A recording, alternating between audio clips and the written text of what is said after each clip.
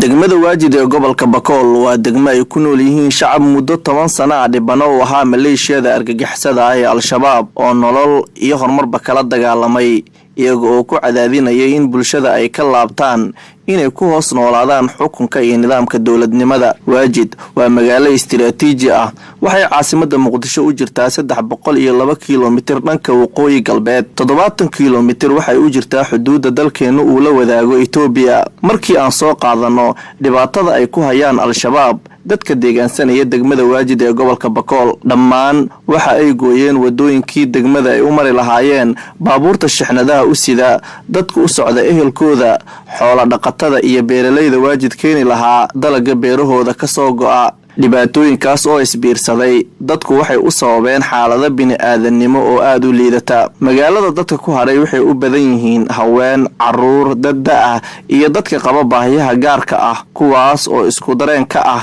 dhibaatooyinka aan qarsooneyn ay magaalada ku hayaan maleeshiyada Al-Shabaab. Yetiştirmiş, onları Kur'an hafızı yapmış olan çok değerli Adem Hoca Efendi var. Diğer yanımızda terörün ve savaşın kirli ve kanlı yüzünü. Magaalada waxaa gaaray gargaar aan ku filnayn oo isugu jira raashin iyo xoolo nool oo markii dambe la gowracay. gargaarka magaalada gaaray waxaa iska kaashaday wasiirka cadaaladda Soomaaliya iyo hay'ad fadhigeedu yahay dalka walaalaha naha ee Turkiga.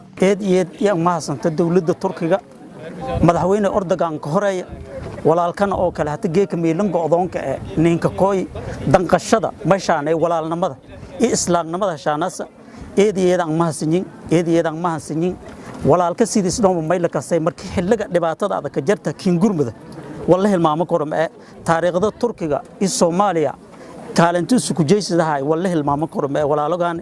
Maxamed Yuusuf waa gudoomiyaha degmada Waajid waxa uu ka mahad celiyay gargaarka la soo gaarsiiyay dadka u dhiban Al-Shabaab.